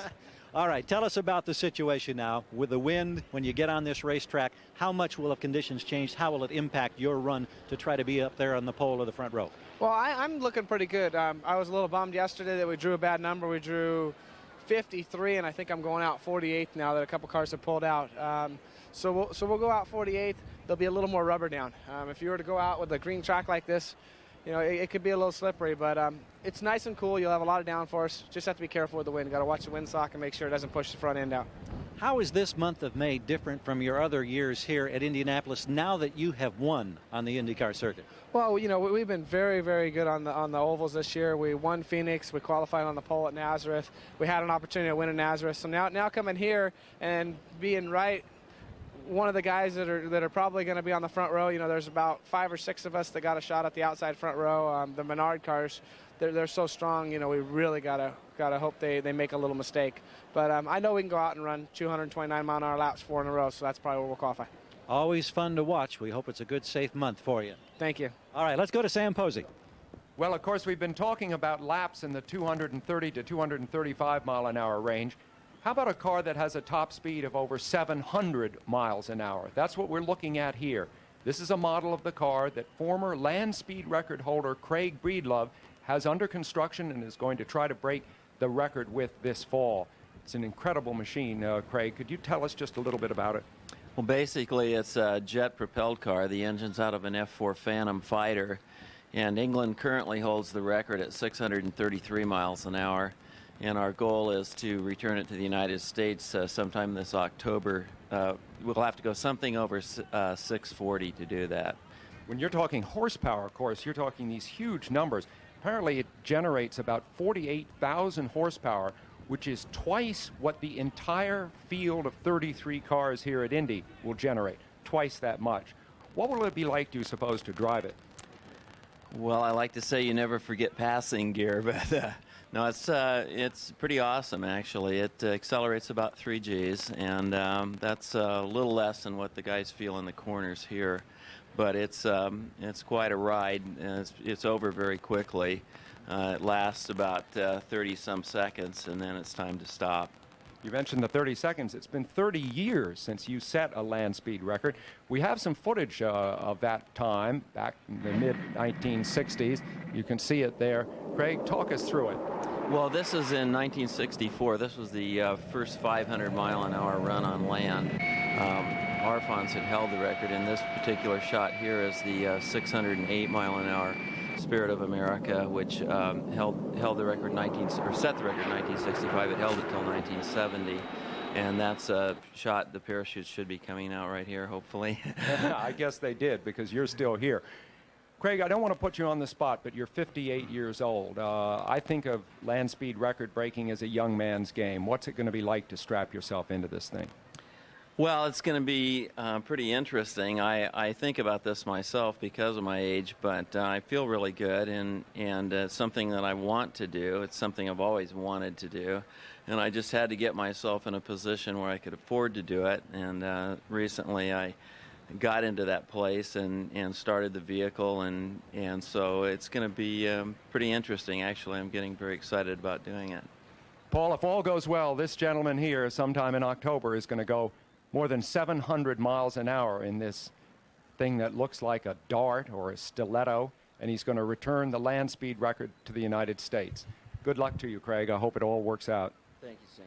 Paul, back to you. Yeah, Craig and I were laughing this morning about going down the straightaway here with the walls only 25 feet away. There's the other Gordon, Jeff Gordon. Last August, he won the first Brickyard 400, and of course this year ABC will have coverage on the first Saturday of August of the second Brickyard 400. We'll return with more of the Indianapolis 500 time trials after this message and a word from our ABC station. Back at Indianapolis, our new look down the front straightaway here. You can see they're still working with some of the weepers, but the stewards have been out in the Corvette pace car checking the track, and we're very close to opening it up for some speed here in preparation for time trials. Now tomorrow at 3 Eastern, 2 Central and Pacific, we'll have more action here at the Brickyard as qualifying continues for the Indy 500. Then in 2 weeks, the greatest spectacle in racing, the Indianapolis 500. That's Sunday, May 28th. Right here on ABC Sports. Now, a moment ago, we showed you Jeff Gordon. He's with Gary Gerald. Indeed. A Gordon on one side, a Gordon on another. We talked to Robbie, let's talk to Jeff. And people say, wait a minute, now which Gordon is this? They're not related. A lot of people think that you and Robbie, excuse me, are related, but that's not the case, right? Oh, I get asked that all the time, whether we are or not. But no, we're not related. We've raced against each other a couple times, but we come from same type of background, dirt, but not the same type of race cars. He ran the trucks, I ran the sprint cars and midgets, but I get asked that an awful lot. We should point out now, in case anybody is confused, Robbie currently, of course, drives in the Indycar circuit. Jeff is doing a tremendous job on the NASCAR circuit, and already in Winston Cup competition this year, you have what, 3 victories? Yeah, we've got 3 wins and 4 poles. We're third in the points right now. We're having an excellent season. You know, the consistency has really gotten there the last 5 or 6 races. So now we were winning then crashing, winning then crashing. Now we're starting to just run second, third, and those are what really pays the points. I mean, it's nice to have the wins, but you know, at the end of the year, when it comes down to who's going to win the championship, it's the guy with the consistent finishes. Well, the springboard, of course, was last August here, the Brickyard, the inaugural Brickyard 400. We had the great thrill to watch a sensational final 100-mile battle, and then you crossed the start-finish line. It was a storybook finish, a native of Indiana winning the Brickyard 400, and then all the tumult in Victory Lane. How much has that changed your life? Well, I think I'll really, truly know when we come back here this August. You know, but it certainly has changed my life tremendously, because, I mean, I've never signed so many tickets to a race in my entire life. And you know, just the fanfare, you know, everywhere I go, I can be recognized by winning that inaugural race, and it's so much fun to come back here. You know, we're watching Indy cars here for the Indy 500, but I mean, just the response I've gotten from the people and the fans from the Brickyard, and no matter where you go, you know, everybody has heard of the Brickyard 400, and you put me along with that as being the winner, and it's pretty amazing, really is. Well, we look forward to next August, and you try to go for 2 in a row. The scary thing is, Paul, this kid's only 23 years old. Thank you so much. Thanks a lot. Appreciate it. Paul? You're going to see a lot more of Jeff Gordon. We're looking down from America's most enduring images. The Goodyear blimp is overhead, giving us an aerial view of the Indianapolis Motor Speedway, where it is not raining right now. The track is almost totally dry, and I hope we're going to see some action. But until then, we'll have some more great interviews right after this. Back at the Indianapolis Motor Speedway, getting set for pole qualifying here, the first of 4 days of qualifying for the 79th running of the Indianapolis 500. I'm standing by with Michael Andretti. And Michael, you've come so close here so many times. The last 4 years with Newman Haas, 89, 90, 91, 92, you could have won it any of those times, any of those years. In fact, all 4 years. Yeah, it's been a tough place for us for sure, but you know, I think we've showed we can run up front, and I think if this race was called a 400-mile race instead of 500-mile, I probably would have a few, but it's that last lap we got to lead, and we're going to work on that this month. Biggest disappointment had to be 92 when you just dominated the afternoon. 11 laps to go, a tiny little few dollar part breaks, and you rolled to a stop. Yeah, that was a killer. On top of it was because my brother got seriously hurt and my dad was hurt as well. And, you know, I thought maybe we'd just bring it home for them and then to have that thing break, you know, with 11 laps to go. It was probably the worst day of my career. Back with Newman Haas for 1995. Yesterday was around this time, or in fact a little bit earlier than this time yesterday. You clicked off a quick lap, 233.7 miles per hour. The car apparently getting better and better. Yeah, the car's pretty good. You know, we had a little bit of help to do that, though. You know, there was a lot of cars out there, and I had a good tow, actually, from my teammates. So, you know, the time's not a real time. I won't be able to do that by myself. But if we can run around 2:30 mark, though, we'd be pretty happy for qualifying. We were standing here talking during the commercials. You look up at the windsock, and you see the wind really picking up here. It's cool, which is ideal, but the wind is a real factor. How much of a factor? I mean, does it white-knuckle you coming off a turn 2? It's a real factor. Yeah, in turn 2, the way the direction is today, it'll pin the front end and it'll actually make the car a little bit loose as you come through the corner. But as you go down the back straightaway, you'll be flying because you'll have the tailwind. And when you get to turn 3, you're going to understeer, which means the front end's going to want to go for the wall. And that's going to be the determining factor. I think the guy that can get flat through there without a problem is probably going to be the guy that's going to be furthest up front. Perish the thought of carrying 240 miles an hour down the backstretch with an understeer in turn 3, but can you feel the wind? Do you know by looking at the gauges that you're picking up some speed? Yeah, you can see by the revs that you're honking when you get that tailwind for sure. What will it take today? If we get qualified out there, what do you think it'll take to sit on the front row? To sit on the front row, I think a 230 lap a 230 average will probably do it, but we'll have to wait and see. Hopefully we'll get out. Michael, best of luck to you. Thanks. Michael Andretti standing by. Let's go down to Sam Posey. Well, Jerry, you talked with Michael about his trials and tribulations over the last few years here at Indianapolis. How about Bobby Rahal? Bobby, 2 years ago, problems with the chassis, didn't even make the race. Last year, things looked almost on the edge of disaster. The engine wasn't putting out enough power. You switched engines, you switched everything. You had one of the great drives in last year's race. How does it feel this year to be so on top of everything? Well, first off, I was trying to forget the last 2 years. But we're not going to let you off that easy. No, I know. Well, I mean, this year is a lot more fun. You enjoy going to the circuit every morning. It's nice being relatively competitive, which we are with the other conventionally engined cars. It's a little disappointing to not have really a run at pole, but the car has come along and we've made some improvements and the engine's come along, so it's, as I say, it's a lot more fun this year than it has been the last 2. Let me ask you this. You're a definite contender for the championship, tied for 3rd. I asked Scott Pruitt, of course, who's leading the championship a few moments ago, would he, in view of that, run Indy differently, would perhaps a little more cautious approach? How about you? I don't think you can afford to run any of them, over conservatively or what have you, because you've got to win races. I don't think you can win the championship just by finishing. I've done that in 1991. I was second about 7 or 8 times, and it still wasn't enough to win. And you've got to win some races, and the only way I know you can do that is to attack and to be aggressive and try to win, do everything you can to win. So I don't think we're gonna certainly run this race in that fashion. And if everything works well, we hopefully will be up front. How about today? Michael Andretti just predicted 230 would do for the front row of the grid. The conditions obviously change from minute to minute. Would you like to hazard a guess? Well, it's difficult. The wind is obviously a bigger factor today than it has been all week. And also all week, you're never really sure if anybody's getting a tow off of another car, because it can make a big difference. But I would think that the Buicks, however, can still run 31 or 32 in these conditions. And everybody else, though, I think 29, 30 tops for a conventional car. You seem remarkably cool, if I might say so. Well, it's hurry up and wait, isn't it? This weather is not much fun. Nobody likes standing around all day, but as I say, the car has been working quite well all week. So, I think we have a good qualifying car. And as I said earlier, comparative to the last 2 years, it's a piece of cake right now. Well, Paul, Bobby Rahal has done it all at Indianapolis, from triumph to tragedy, and of course he won it 9 years ago. Maybe it's his turn again. Up to you. Bobby Rahal. Over inside the track, there is the Fan Fest just inside turn 2. The fans there anticipate we're going to be running very shortly here. We'll be right back.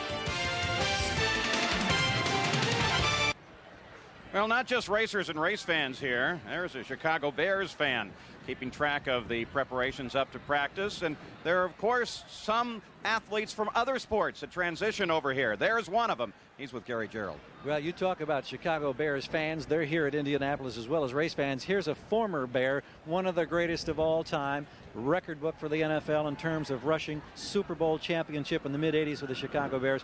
Walter Payton now playing a very big role with Dale Coyne on a racing team with a couple of promising young drivers, Alessandro Zampedri and also Eric Bachelard. We welcome you to Indianapolis. You're no stranger to racetracks. But what's the involvement been like now as a man who's right here in the mix with an IndyCar team? I'll tell you what, it's been, for one thing, it's been overwhelming because of the the attention that goes along with this motorsport and the tremendous amount of fan following that it has. But for me, working with the team, and that's how we approach this as a team aspect, and trying to make sure that every part and component of the team works together. Because if the crew guys don't do what they're supposed to do, the driver's not going to do what he's supposed to do, and that's where I fit in, because I know what it is to work with the team. Now, Zampendri is a tick under 229 miles per hour. Eric is a tick under 225 miles per hour. Is that an indication that this team is really starting to come together in a relatively short period of time? Well, it is. We have the formula in terms of working things out and putting forth our best effort with what we have to work with. At Long Beach, we had an 8th and 7th and 8th finished, and that was part of it, getting things all into to order. But here, we feel that Alexandro has at least a 230 in him, and we feel that Eric, because he got in late racing over in Europe and he came here and he was a little bit behind, we feel that he has 228 or 229 in him. Well, we're looking forward to see just how they do. It's great to have you here in Indianapolis with Dale. We wish you guys great success. Thank you. Walter Payton, one of the all-time greats in the gridiron, now he's here trying to make a name at Indianapolis. Paul? As he walks away past his co-owner, Dale Coyne, you can see that this track is almost completely dry, just a little damp area down inside the wall on the front straight, but they want it 100% dry before they'll let cars out on it. Now, this is the draw. The qualifying order, we don't expect Dean Hall to go out. We're not so sure Michael Andretti will take out his backup car, but we'll give you the whole list as they drew late yesterday at 6 o'clock here in Indianapolis, right after the final full day of practice. And some of the numbers are empty, and that's because that position was not drawn for. But this particular chart gives everybody a chance to qualify for the pole, especially on a day like this where it's very possible that the entire qualifying order will not be able to present before the end of business on the day. Years ago, once the gun fired at the end of Saturday, it was over. But this is a little more fair system that guarantees you a shot at the pole. That is assuming that you don't pull your car out of the line. If your car is ready to be presented, and you've drawn one of these numbers, then you have a chance for the pole. And there's a goodly number of drivers there. We expect, once they get going, that of this large group, at least 30 of them will actually make qualification attempts. And in fact, we should have all but one row qualified after the first day. Let's go to Jerry Punch now. Well, Paul, moments ago we spoke with Michael Andretti. Now we have his teammate, Paul Tracy, in the Newman Haas car. Paul, thanks for taking a moment to join us here. Talking about, we showed some highlights early of the season, the 1995 IndyCar season. Probably what you didn't want to see was that beginning at Miami, but what a comeback 2 weeks later. Well, let me ask you, what happened in Miami? It was just we didn't have a good weekend. We came out and the car we had some problems with the handling, and I was really pushing hard, made a lot of mistakes, and just basically drove it off the track in the first or second lap. But it was good to come out in Australia and really come back strong. 2 weeks later, Surfers Paradise, you pick up your 9th career win. You move on. Have had a good beginning in 1995. How about your shot here? The speed's getting a little bit quicker yesterday in practice? Well, they are. We've been up over 230 every day, and I feel pretty confident about qualifying if we ever get to do it. The weather is going to be real questionable. I think it's supposed to heat up tomorrow, so it's I'm hoping to get out today before we go pretty early. I think I'm 8th and 9th draw my primary and T car, and I hope to get out today so it doesn't heat up tomorrow. Now, as you're one of the early cars to go out and the wind has picked up, we talked to Michael. What concerns you the most about the conditions of the weather, which are so important in qualifying, but as they are right now? Well, we've had cool weather like this, but we haven't had such a strong wind or a strong wind down the back straightaway, so I think it's really going to loosen the cars up into 3, and we've only got a half an hour of practice, and it's going to be really critical to get a handle on it.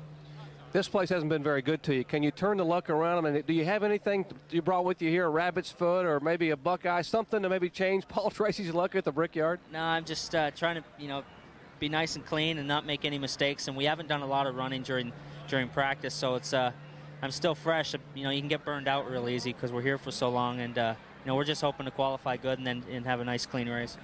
Paul, best of luck to you. Thanks. Let's go to Sam Posey. Well, I don't think there's any question about who I'm standing next to. If you're tuned into a show about Indianapolis, you know A.J. Foyt and what he means to this place. But, A.J., I want to ask you about something that happened 30 years ago. which is at the time to set the stage that this place was dominated by Firestone tires. You ran on Firestone, so did everybody else that came here, and they had a long winning streak dating back almost 40 years. You had the idea that Goodyear ought to come here. Could you tell us about it in your own words? Well, actually what happened, Firestone come in with some tires, and they let some other roadsters run them. They said ours was too heavy, and George Bignotti at that time was chief mechanic. We knew our roadster was a lot lighter than everybody else's.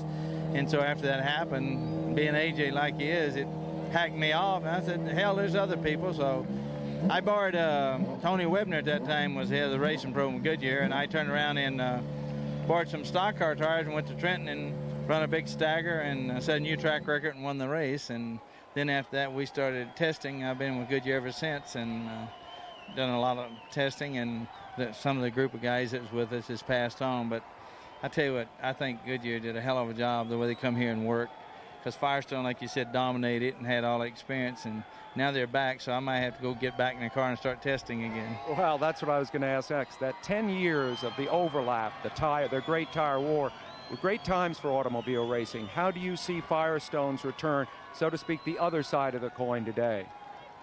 Well, you know, the ironic thing about it, the tires that was being made over here is not made in the United States.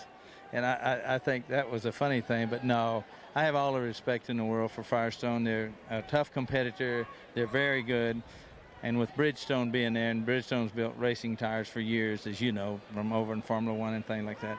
Oh, they'll be competitive. But I think Goodyear will still outdo them. Goodyear's a smart company, a good company, and not because I've been there so many years, but very fine people in the racing organization. AJ, before we get to your driver, Eddie Cheever, just one last question for you. Everybody said the new tires have been a big part of the speed jump.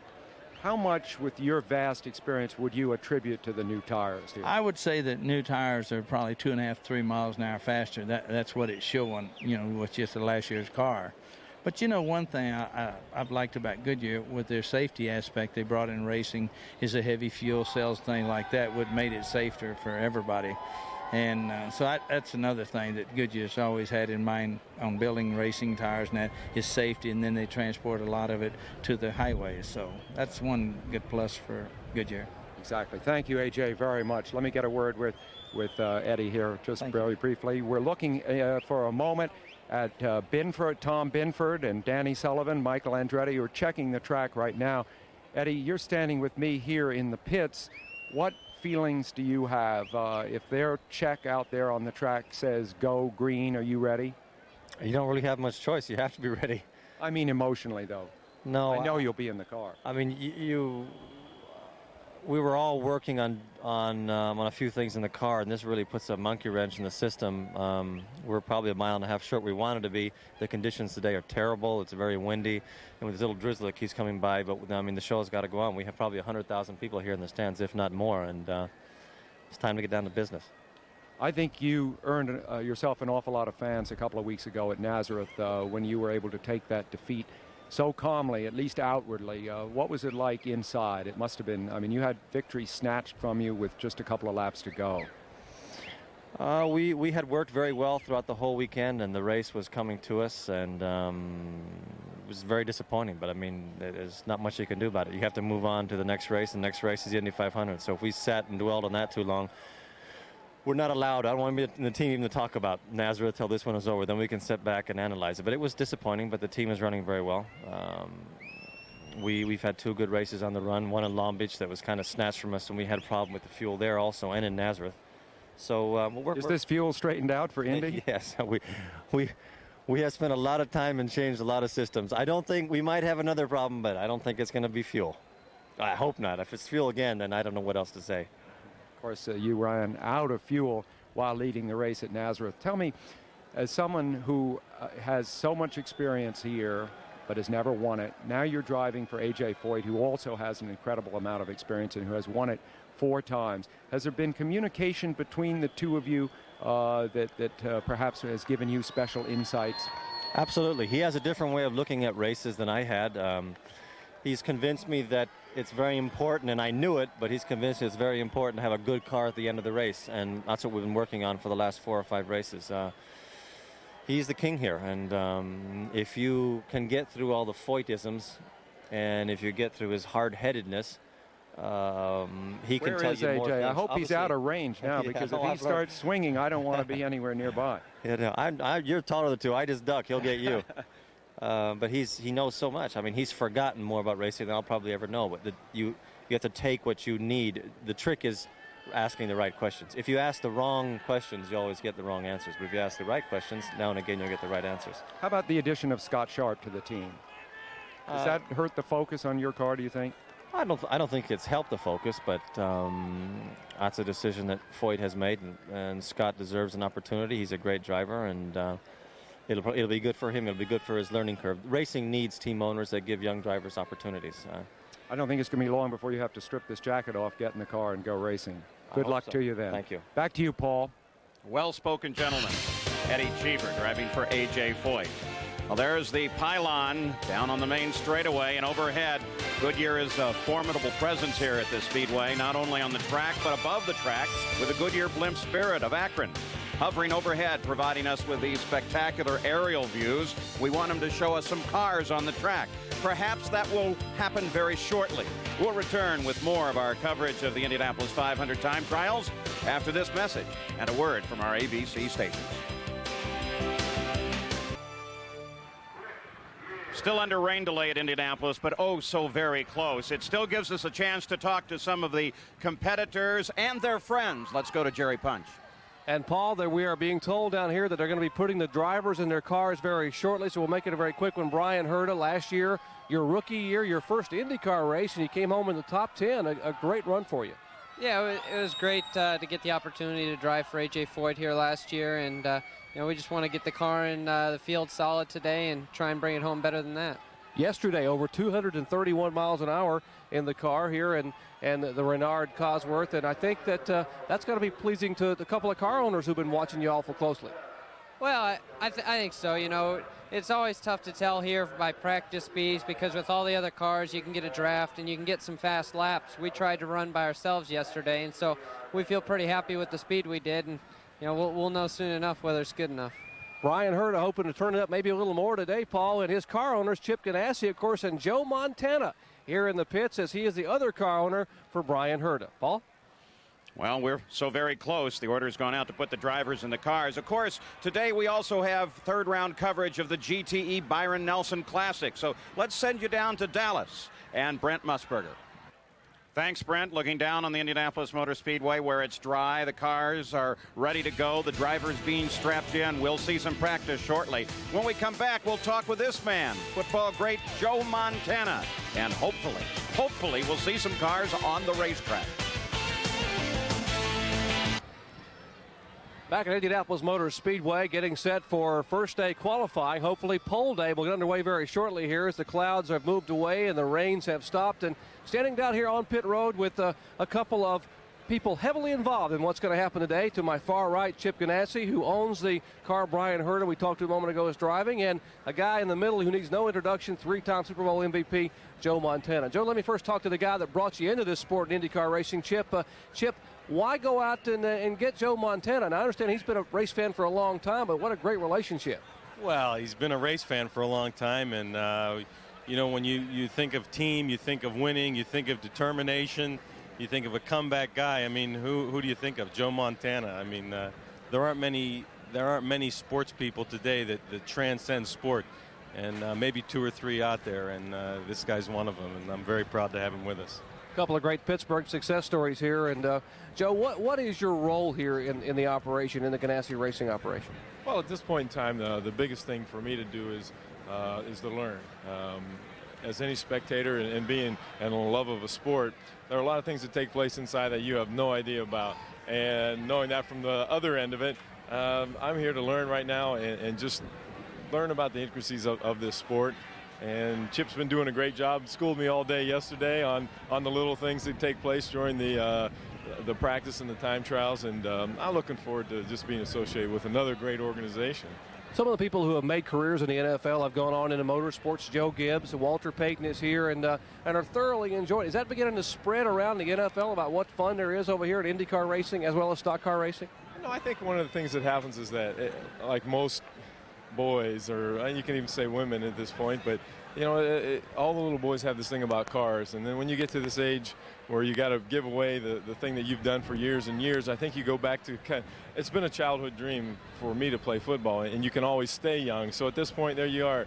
You jump right back into being able to stay 12 again and look at and watch these cars and perform up close, and you try to look for that excitement again, and I think this is why guys go to motorsports, because you can get it. Just stand out there, watch them come down the front straightaway. Yesterday with Chip, you know, you see your car coming down, you start getting those goosebumps all over and getting excited for the guys, and you realize why they're still involved with it. Paul, that's a man who played in 4 Super Bowls and huddled up with everything on the line, talks about getting goosebumps watching the cars come by at 240 miles an hour. Joe Montana here at Indianapolis. Paul? So Joe just joins millions of the rest of us. They've been warming the engines up in the pits. We can see some cars out.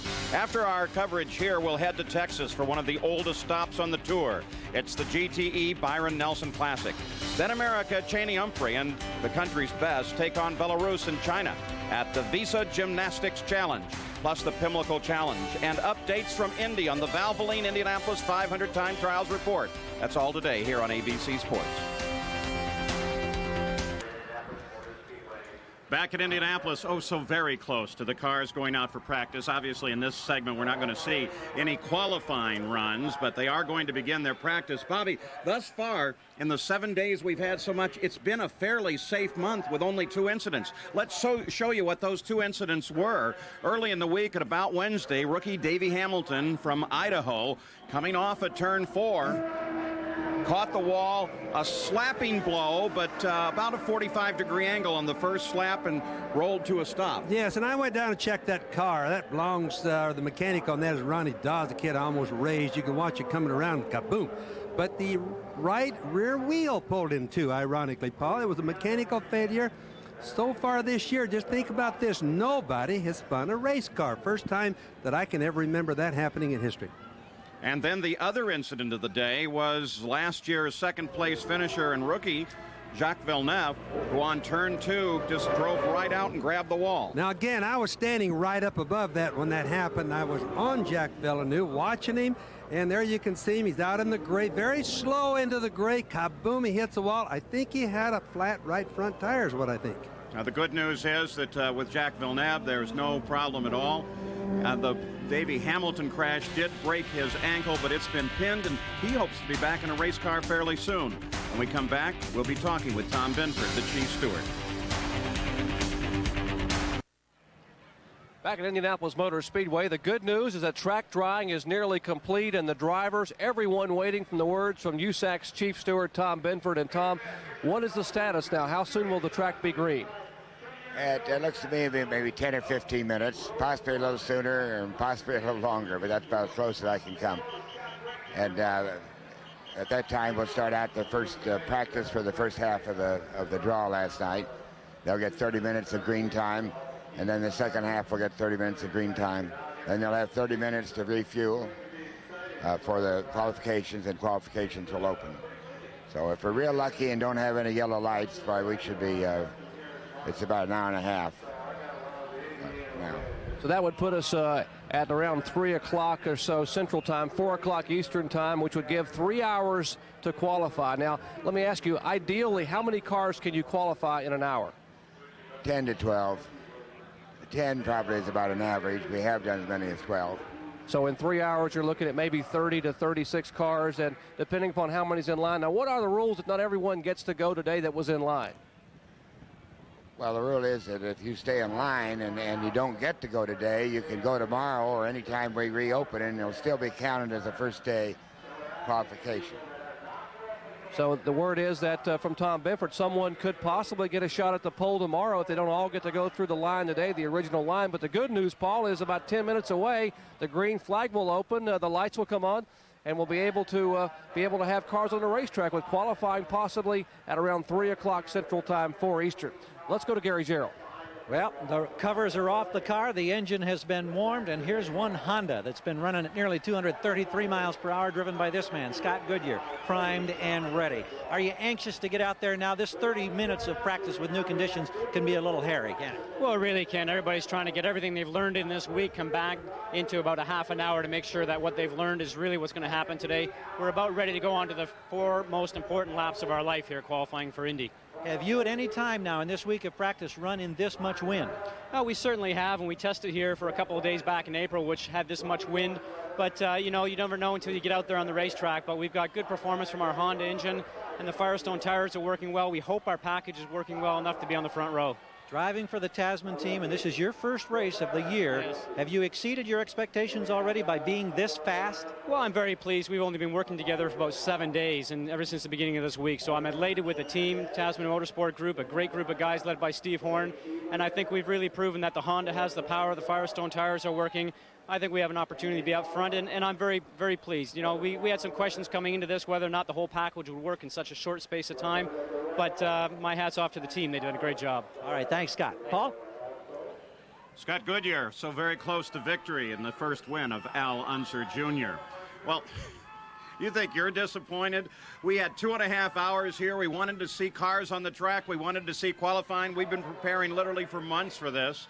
What we will do is keep track of this throughout the afternoon, because we're going to have to leave you now and send you off to the GTE Byron Nelson Classic. But we will try and keep you totally updated today, and then also we'll have coverage here tomorrow on ABC Sports. We'll do our absolute best to keep you up to date. Bobby, the rain, it's cooled down, the wind is blowing, that's changing everything. It really is, but the track itself will be very fast. The wind is going to slow everybody down. It's going to cause guys that thought they had beautiful cars yesterday to think that their cars are miserable today, Paul. There's the man that everybody's watching. That was Arie Luyendyk. He has been the fastest thus far this whole month of May, turning a lap yesterday at 234.9 miles an hour. Much of it with the help of Tim Wardrop, his chief engineer, who walks off to his right side there.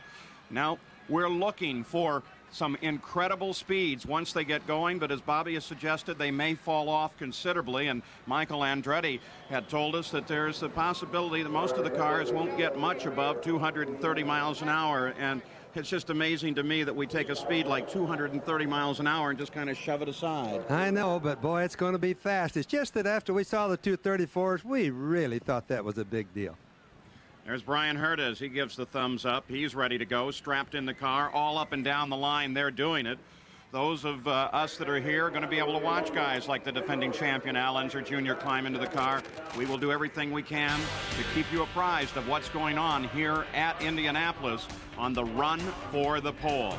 It's been a disappointing day thus far. We do expect some speeds a little bit from now, and maybe even some qualifying runs. A great motocrosser, Jeff Ward, a rookie here. So stay with us here at ABC Sports, and we'll do our best to keep you up to date on Indianapolis and the time trials.